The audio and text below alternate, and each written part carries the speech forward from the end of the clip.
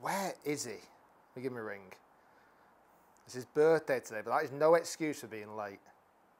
Let me give him a ring. Justin Thomas magic. Oh, God, no. Okay. On the edge. On the edge. Stop it on the edge. Stop it on the edge.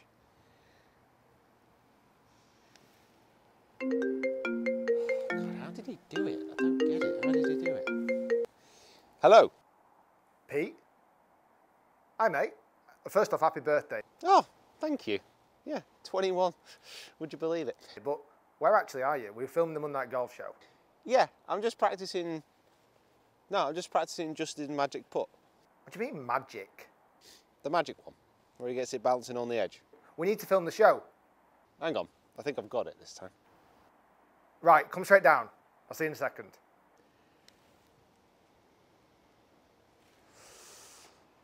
Yeah, yeah. Okay, see you in a sec.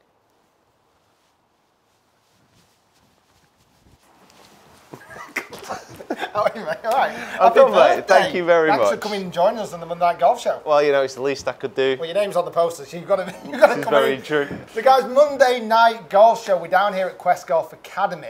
It's the day after the PGA Champs, and we have loads lined up for you. Absolutely. So we're going to be discussing the PGA Champs, exactly what went on, some of the main talking points, your questions. We're going to be doing the what's in the bag of the winner, Justin Thomas, shot that won the US PGA as well, and lots of other hilarity should ensue. If not, it might just be incredibly boring. Not only that, you've got a chance, every viewer watching, you've got a chance to win £200 from Golf Bidder. Now, this is an imaginary cheque, because Pete seems to have lost a cheque. I'm not. It's not true. I just cashed it in. So stay tuned to the end of the show to figure out how you can win a £200 Golf Bidder voucher as well. Here is what's lined up in today's episode. We look at Justin Thomas winning the US PGA Championship. Answer Thoughts your questions. on the quality of the BBC coverage.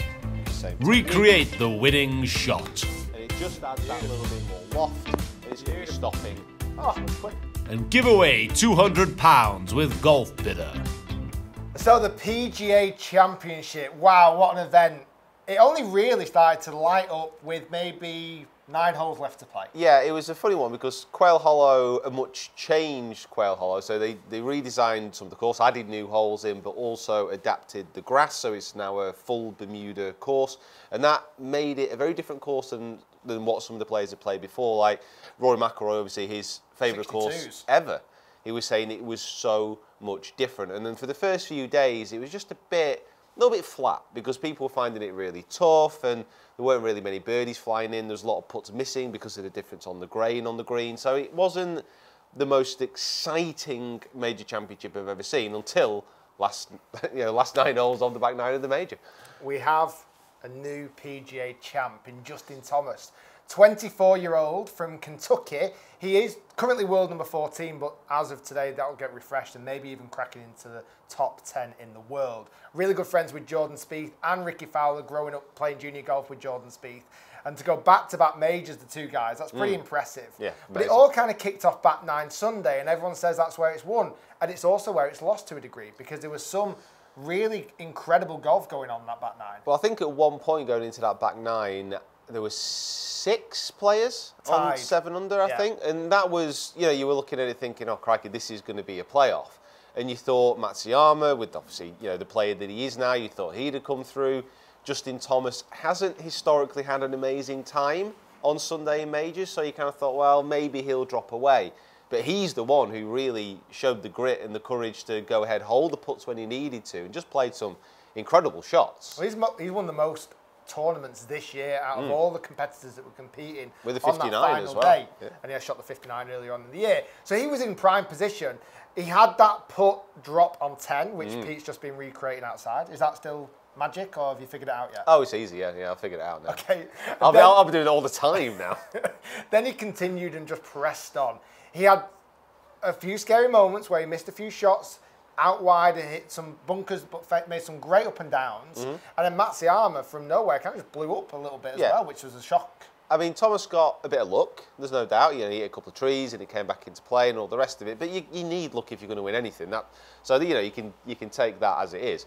But hold a fantastic chip in which really, really got the momentum going for him. From that point on, you thought, you know what, this is his. This is his. You could see it. He was determined. He was really starting to believe it, I think, for the first time during that round after a slightly shaky start. So it was good to see him do that. Matsuyama wasn't actually playing that great all week, but he shows what an incredible player he is now, that he can't play that great and yet still be contending Sunday afternoon. Even like Kevin Kisner, the steel man, who you would think would not be at all concerned or... He scares me a little bit. He's a weird character. He's got really weird eyes. He doesn't blink when he's talking to people, and they get wide. The longer the sentence goes on, the wider they get. It's a bit like unnerving. I'm surprised he didn't actually really capitalise on some mistakes from some of the other players. You had Molinari post a great clubhouse score. He got in early, and it was just all happening, and suddenly Justin Thomas just absolutely obliterated it. So it was awesome. Good event. Did you enjoy it? Yeah, I enjoyed the last day. Yeah. I enjoyed the last day. It wasn't the most exciting apart from that, but you know what? It's the last major of the year, and it was always going to come alive at one point, and it's good it all came together at that one point. Yeah. So yeah, it was good in the end. It was really good. Great finishing, and the fact that there's so many planned thunderstorms and all things that could have happened on that last day, it actually ran incredibly smoothly. And we're still Monday Night Golf Show, not Tuesday afternoon golf show, because that could have happened if it would have ran over for another few days. So we've got loads of questions lined up as well. We're going to cover some of the topics that you guys have been asking about. We're also going to show you some really funny gifs that Justin Thomas has been creating with Scratch He's the TV. hero of gifs. He seems to be. He's the hero of gifs. And Pete's going to recreate that shot. So let's jump over to Twitter, where we had the Monday Night Golf Show hashtag lined up, and that's what we're going to do moving forward in shows as well. Try and get your questions sent in, and we'll get them answered. We'll jump over to some video ones and some also tweet ones as well, with some of your questions coming in. Just something that we found. We've got to show you this because this is awesome. This is Louis Oosthuizen, who's now come second in every major. Obviously, he won the Open, but this is his trip home, shall we say?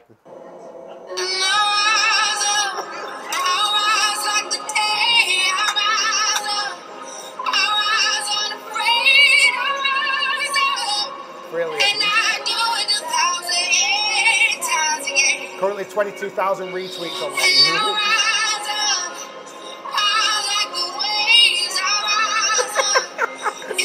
I can imagine Pete doing this. Well, I can't imagine me finishing second in every major, to be honest. So.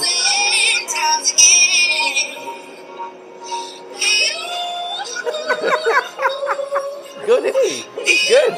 He's really good. We'll put a. I think we'll leave Louis there. Brilliant, well done. We'll leave a link in the description below. Give that a retweet, because I think it deserves a lot of praise. That I love it. So we've got some questions coming in. We're going to start off with Troy Ford, all the way from the States. Pete, calling, asking from Crew, Virginia, USA. Two-part question. What do you think about the new major championship schedule, and also what do you think about Quail Hollow being a possible venue for a USGA US Open venue? Enjoy both your channels. Good luck and much success to y'all in the future. Oh, thanks, Troy. Thanks, Troy. Appreciate nice that. End of that. Yeah. So two part of questions there. Number one was, what do you think about Quail Hollow and the length of it, and also how it can be a US Open golf course potentially, and the scheduling. How the scheduling has just completely changed over the last month. Yeah. For next year and the years after that. I like. Should we go scheduling first? Scheduling first. I think it's a good thing in general. Let's fill everyone in just where we're scheduling what we know about at the moment. So currently, the PGA and the European Tour potentially believe that some of the events are a bit too cramped together. You start off really the season with the Masters in April, and you finish it with the PGA Championship in August. And they're a little bit bunched together. Yeah, they are, yeah. We've got an event in June and an event in July, but they're wanting to kind of separate those out a little bit. So what the plan is, we're still going to go Masters in April. We're going to go US PGA in May, US Open in June, and then the finishing event for the majors is the Open in July. This also has huge consequences for the Players' Championship, which is normally hosted in May. That's going to be moved into March. That's really going to be the first big event of the season. Yeah. Which is a funny one because Orlando and March, there could be different types of grass growing at that time of year. Yeah, yeah. And it has to be at TPC Sawgrass. It just has to be there. Yeah, it has to be. Yeah, it's one of those tournaments like the Masters. It's at the same course, and it wouldn't be the same event if it was moved. Correct. So, and what influence that has on the European Tour as well. With the USPGA going to May, the BMW Championship, which is hosted at Wentworth, that's shifting all the way to September, which again, September in the UK, I mean, to be fair, any month in the UK, it doesn't matter, could be different. Yeah. But it's what influences it has on all the other events as well. I'm mixed with it. I feel like you're almost slightly shortening the season with the last major of the year being July. I'd have liked to have gone the other way. And maybe, in my opinion, I would have liked to have seen, instead of changing the roster, actually have the PGA, the Players' Championship as potentially a major. Possibly. I mean, we're talking about. I mean, it's known as the 5th major anyway, so everyone knows that apart from the majors, it's one of the ones that they really want to win. But I don't know. I quite like it. I mean, because for me, the USPGA has always been. I know it's a major, but it's always been a bit of a meh event. I mean, it's obviously a major. It's one that the top players really want to win, but it's almost at the. It almost feels like it's the end of the season, and it's not as exciting as an Open could be at the end of the season. Yeah. It's almost like the last major just tagged on to the end of them, rather than building up to the Open, which would be, I think, much better. And it does spread the load throughout the season because it does become a little bit bunched at this time of the year. And I think, in general, I'm all for it. I think it's two things. I don't like the fact that Players' Championship will kind of go in before the Masters. So I feel like really golf audience around the world starts to get excited when the Masters kicks in. Well, it's the golf season. Golf season starts at Masters. And I feel like if you go Players in March, that's going to lose a little bit of that footfall. Yeah, yeah.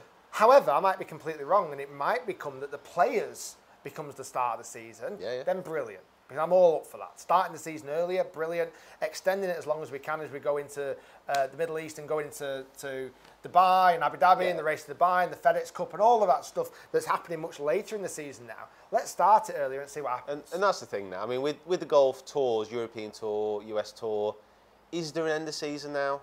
No, there's no not season. really. I mean, it's pretty much a wraparound whole year thing now with golf. So they just follow the sun. Yeah, exactly. Until when they come to the UK. Yeah, then they get a dose of reality. In September. So with regards to Quail Hollow, golf course, it was ridiculously long, 7,600 yards, am I right in saying that? I don't believe that's how, and it was very wet, so there's no run at all. The greens were soft, the fairways were soft. Well, it was a weird combo, really, because when it rained, the fairways were soft, but the aeration system under the green still sucked them bone dry. Yeah, but we saw when the balls were landing, they were all taking pitch marks. There were some mud balls out there as well. It was kind of just landing and stopping off the fairways. A couple of good bounces now and again. But for me, Quail Hollow, I love the golf course. I think it's a great test of golf. Going that long, is it the right way of going? I'm not sure. I feel like you could make it tighter and shorter. US Open golf course, it doesn't strike me as a US Open golf course. No, I don't know. I just wasn't, I didn't get the same excitement over it that I did with some of the other courses. I don't think it was, with the Erin Hills, for example, which is the longest course ever for a US Open, it didn't play that length. No. Now, this course actually played more of that distance because the fairways were soft, and certainly you saw Kisner on the last day struggle a little bit getting near some of the pins because of where he was having to land it on the fairway. So, I don't know. I thought it was good, but I think there are probably more interesting courses out there, in my opinion. Comment below. Where would you like to see it hosted? That'd be interesting. What? We've got more questions coming in. Oh, we've got some more gift game. Justin Thomas gift game. Adam Piera says, what do you think could have prompted such bad showing from Rory McIlroy and Jordan Spieth? I'm guessing he means Rory McIlroy and Jordan Spieth and not Robbie Sabatini and Jordan Smith. Oh, Jordan Smith did quite well. Rory Sabatini? Where did you pull that one out from? The other Rory, I That's a think. blast from the back. Bad performances from these guys. Oh yeah, I mean, it's golf. Listen, you're not. These guys aren't Tiger Woods in 2000. You know, you're not going to get them winning every week. It just doesn't happen like that. Golf is too hard, and there are too many good players now. That even if you have a slightly off day, there can be that massive difference, that 10-shot difference between a Justin Thomas and a Jordan Spieth, for example. It's just it's not the same game as it was, and no one, I don't think, will dominate the same way possibly ever again. No, I think there's no guarantee that you're ever going to a Jordan Spieth just because he's playing well doesn't mean he's going to come in here and win. Yeah, I want to say playing well. He won the Open, but he didn't particularly play great. He played great for the last 6 holes or so. Golf is a game with such fine margins that it is so hard to consistently perform at the highest level. It's just not going to happen. It's a challenge like we've that. always had. Exactly. Am I right in saying that? Yeah, I mean, it's just that we've never found out how to perform at all. We've never reached any type of level. So yeah. News out as well with Rory McIlroy saying that he's still carrying this kind of niggly rib injury. We might not see him for the rest of the season. We'll stay tuned for that and see if there's anything coming about that. What else have we got coming in? Malcolm A. Malcolm's a great tweeter. He comments loads. Thanks very much, Malcolm, for your question. Right, okay. How long have we got? Thoughts on the quality of the BBC coverage? Is it time to have a clear out and start the current? Clear out of the current commentators and give up on the BBC entirely. Let's put this story into context. So, here in the UK, we have 2 main channels that you can watch golf. Well, 3 actually now. You've got Sky Sports, you've got BT Sports, and you've got the BBC. Now, typically, Sky has always, well, for the last number of years, has really collected all the majors, and they've aired all of the coverage from all of the major championship, and to be fair, most of golf. As well, yeah. Most of golf. For the US PGA, they did not win the rights, afford the rights, whatever it may be about the rights of the coverage. As far as I'm aware, they just, from what I understand, they expected to get the rights. And the USPGA said they wanted to go for more exposure, and therefore they wanted to go to some... I don't actually think money was a part Where's of it. that Justin Thomas gif? As far as I'm aware, and I might be totally off air with this, but as far as I'm aware, the BBC only paid 100 grand for the rights to cover it. We could have had it on our YouTube channel. Literally could have crowdfunded it. But that is as far as I'm aware. So the coverage was on the BBC. Now, at the moment, it's the World Championship of Athletics on the BBC, and they're very into their athletics. So the majority of mainstream BBC was athletics. So the golf got pushed over to the red button, and on iPlayer and online, which I don't see a problem with. That's fine. Don't at all. The coverage itself, compared to the coverage that we normally see on Sky, was lacking production value, and the commentator era has possibly changed since you and me grew up with BBC, and Peter Alice being a phenomenal commentator. Been a hero for many, many years. So there was a lot of talk online about how it was different, how it was a bit rubbish, how it was a bit terrible. Now, I didn't personally watch it on Thursday and Friday. I only watched it Saturday, Sunday. And I believe there was a different story Thursday, Friday. Listen, it's tricky because obviously they didn't have much time to prepare. So they've only had a few weeks to prepare for this. They've got the BBC, the Athletics Championship on as well, and they are tied to the coverage which is being provided by the US networks. You know, they were filming it, and basically the BBC were just relaying it, putting their own commentary on, and then doing a little bit around it. So taking all those things into consideration, you still have to say that the coverage was pretty crap, unfortunately. I mean, it's one of those things where it's going out to so many people, and it's looked like they made such a half-arse effort. Pulled in commentators that they've used for a number of years, who I really enjoyed listening to. And Peter Alice, I'm a big fan of him. So Peter Alice but he was so out of touch. Yeah, he's an English commentator. He's commentated on golf for many, many years. A hero in the game. He's 85 years old Yeah, now. exactly, yeah. And he's covering an event that he's not covered before. He's covering a golf course that he's not covered before.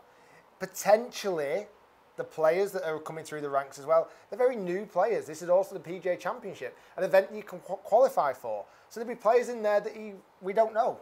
And in the little time that they would have had to prepare, the research unfortunately lacked. And that's just part of it.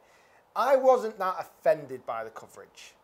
I actually thought the coverage, what I saw on the Saturday, Sunday, was okay. What I did like about it, it was free to watch. So it was on the BBC, it was on the iPlayer. The commentator was refreshing again because I love hearing Peter Alice's voice. I just found that there was a few too many times there were commentator errors. But let's be honest, the whole Monday Night Golf show 2 times ago, I was calling Brooks Koepka Brooks Koepka. So I can't talk about getting names wrong. So I think it's one of those things. It didn't have a lot of time to rehearse it. I think it was a great advertisement back for Sky about how good a job they actually do. The commentators are probably going to be loved. I'm sure Sky Sports loved the fact that they got such bad PR. But at the end of the day, it's golf coverage. Take it as you wish. We're happy to have it, certainly when it's free. Yeah, exactly. You know, you can't really complain too much if it is for free. But I think they dropped the ball a little bit and they showed the hand that they're not really asked about it. Guys, from the States, we've got a larger audience in the States. Did you hear any about this? I know it was all over Twitter. Did you understand the story behind it? Comment below, let us know what you think about the BBC coverage. Did you hear any of it at all? Obviously, BBC is massive around the world. And golf coverage in general, what do you think about it on the TV? Because a lot of people do comment about it. What needs to change? Because I think it's going in the right direction in some respects, but there's still a lot that needs to be done. I like the ex-players that get on there. I think they're really good. So, it was a real hot topic of talking points. Twitter was on fire with loads of different questions and theories, and everyone was trying to put the world to rights. I think golf as a whole, certainly spectator-wise, is booming. I think we're very fortunate with the technology we have now, the fact we can stream it live all the way around the world. I think there's room potential for some new commentators. Yeah, this is basically just us saying, please, just an audition. Just give us a go. See how I got Justin Thomas's name absolutely spot on today. It does not that hard. As we keep continuing to talk about Justin Thomas, we're going to set up for a couple of things. Pete is going to recreate and talk about the shot that we believe was a big turning point in the PGA Championship, which was the chip in on 14 when he missed the green left and managed to chip in. We've got Quail Hollow on the FSX software. We'll get that up. While Pete sets up for that, I'm going to talk about Justin Thomas's what's in the bag, what winning set he had. Okay. So do you want to crack on with what he had? I'll get going. you get setting up. Okay, so we're going to go through Justin Thomas what's in the bag. Not done a classic what's in the bag for a while. We shall start with the golf ball first. And Justin used the Titleist Pro V1X. This was the famous ball that kind of dropped in at the side, which was very interesting. Then we go driver. We go Titleist 917D2. He has an 8.5, and so that's the kind of big forgiving ahead, but actually one that's very, very popular. Then we go fairway wood. He has 2, 3-wood and a 5-wood. The 3-wood is the F2, and he's got the 5-wood in the FD. These 2 golf clubs in his bag are actually really, really powerful golf clubs because they were performing unbelievably well. Long iron. He uses the Titleist 716 CB in a 4-iron. I've only got the 718s just now, but he has the 716s in the 4-iron. Then 5 down to 9-iron, he's using the new 718 Titleist 718 MB irons, the real muscle black blade, really only used for Adam Scott. But okay, so moving into the wedge, he uses 4 Titleist or Vokey SM6s. He has 46 for his pitching wedge, 52 is his gap, 56 is his stand, and then 60 as his lob wedge. Okay, so moving into putter, he was using, we've actually not got the putter here at the moment, but he was using the Scotty Cameron X5, and that now means that Titleist and Scotty Cameron have gone back to back to back major championships, from Brooke to Jordan, all the way down to Justin Thomas. Seems to be making some good gear. Right, Pete, you ready? Okay, good to go. Okay, so we have now ready. We have transported ourselves to Quail Hollow. And we are on the 13th hole. We got it wrong before, we said 14th. It's actually 13th hole. It's in the morning, we're excited. Par 3, 200 yards. Justin Thomas, at this point, he's leading. He pulls it, what looks like, a mile to the left. Yeah, it was going left, but then his reaction made it look like it was going to, well, outer space. Left of the crowd. Yeah. He missed the green just to the left, and he had quite a tricky shot lined up. Yeah, well, we didn't actually realise before we did this exactly what the slopes were on the green, because where he was chipping from, there was actually quite a big upslope to get onto the green, and we just did, not going to say I did this first time, did a few practice shots, and yeah, we suddenly realised how tough this was. And what he needed to do was basically get it over the rise at the side of the green that he was on, get it rolled in, and just get the pace bang on, because those greens are just so fast. Yeah, super unbelievably fast. So he played it with loft. He played it with a 56 or 60 degree. We can't be fully sure, but he played it with loft. But played it in a way where he popped it over that bank that we've just been talking about, but got the ball rolling quickly, took the break wonderfully well, and dropped it in for his birdie to take a 2-shot lead. Yeah, it was an interesting one because it wasn't like off his back foot. He wasn't smashing it down and getting it shooting out there. He had to get the loft on there, but take his hands out of it, so he wasn't adding a massive amount of spin. He just wanted to bounce, to check, and then to roll out on his intended target line, which evidence would suggest he did all right. He did all right. Show us how to play it, Pete. So, master of chipping. So there's a couple of ways we can do this. Well, I've got 3 balls here, so I'll just do a couple of different shots. So first of all, I play it more off the back foot just to give an impression of how to get it rolling a little bit quicker, if that's what we need to do. And then go on to what Thomas did. So just off the back toe as far as ball position is concerned, wait a little bit on that left side. The club just going pretty much straight back, no real wrist movement, just using the shoulders and the arms and the chest to drive the club away. And then from there it was more of a rotation of the body coming through, because this wasn't a hand movement where he just chopped down. This was a movement of the body through the ball, so he actually kept the loft presented at impact, so he wasn't shooting super low. I'm making notes here. But off the back, someone who's great at chipping. But off the back foot, you know, this is going to go a little bit lower than intended, so it's only going to be a 12-yard shot here, just to get it rolling on that green. So it's just stab forward and then it rolls through. But you can see there, when it comes out super, super low, it's not going to have a chance of stopping. And especially on these greens, it's so important to be able to control the spin a little bit more. So what would you do now to gain that extra bit of height initially? Literally nothing as far as technique is concerned, but altering ball position. Stick it forward. So as the ball position goes further forward, the dynamic loft which is going to be presented at impact is going to be much higher, and therefore as that club comes through, I can just slide it underneath a little bit easier and actually present a little bit more loft, get a little bit more spin. So all I've done here is I move ball position more towards the centre, exactly that same setup, then I'm just going to use the same technique. And it just adds that little bit more loft, and it's going to be stopping much quicker. What we saw there as well with technique between the two is that left arm and club relationship all the way through that golf swing stayed very uniformed. Yes. There wasn't a great deal of wrist hinge, there wasn't a great deal of angle created. So coming back down again, there was no angle that needed to be disposed of, let's say. So as Pete came down and turned through, just like Justin Thomas does so well, he presented the loft, as you saw there, gained a bit more height by changing the ball position, popped up lovely and ran out beautifully. Yeah, it's the one thing that you see with all the top pros now. They're not very much back foot using the hands and jabbing.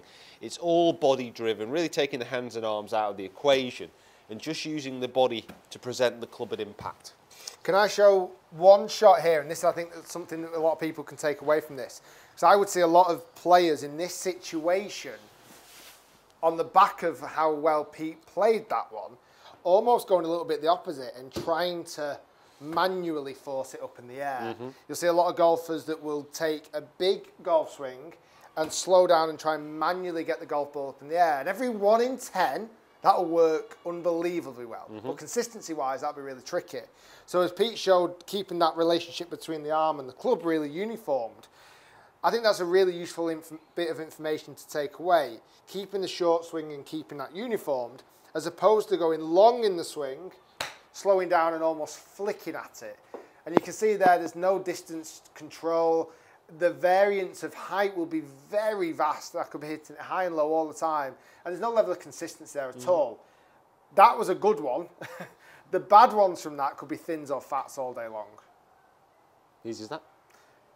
Easy as that. So we are now, that was a really important shot there. Under that much pressure as well, that was pretty impressive.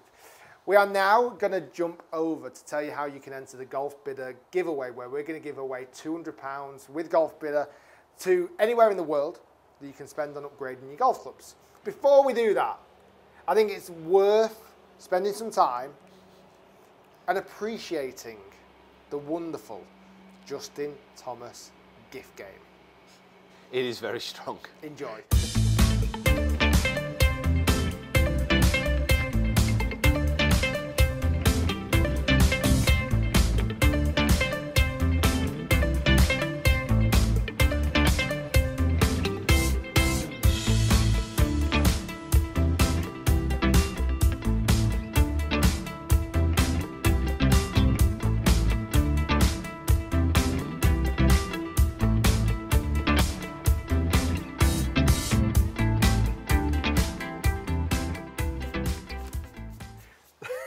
We are inspired from Justin Thomas gifts. I mean, they're just awesome. Certainly the one from scratch. It's worth checking out their Twitter. Do some great stuff. So, very well explained, Pete. On the shot there. Appreciate that. Excellent. Now it's your chance to win some wonga, some money. £200 from GolfBidder, our good friends at GolfBidder. They're giving away to one of our fantastic viewers. And it's going to be a bit of a quiz because we've not got a live audience this time. You've got to guess. We've got 4 drivers here. I want you to comment below. There's 5 winners and only 4 drivers. Who are the 5 winners of these clubs? Do you want to pick one? I'll pick one. Okay. So first up, oh, it's like Christmas this. Do we get to keep these as well? No, we don't. So first up is what? R15, 9.5 degrees, set to a higher loft. I'm guessing this is just what it's come to. I don't have to get the specs right? Just let's go tailor-made R15. So that's the #1 driver. Who won the US PGA with that driver? Next driver. You saw this driver, it's a good driver this. Is, oh, it's a new toy. 917 Titleist driver.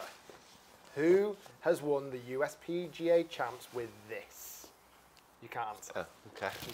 Don't forget, there's 4 drivers, 5 winners. Comment below.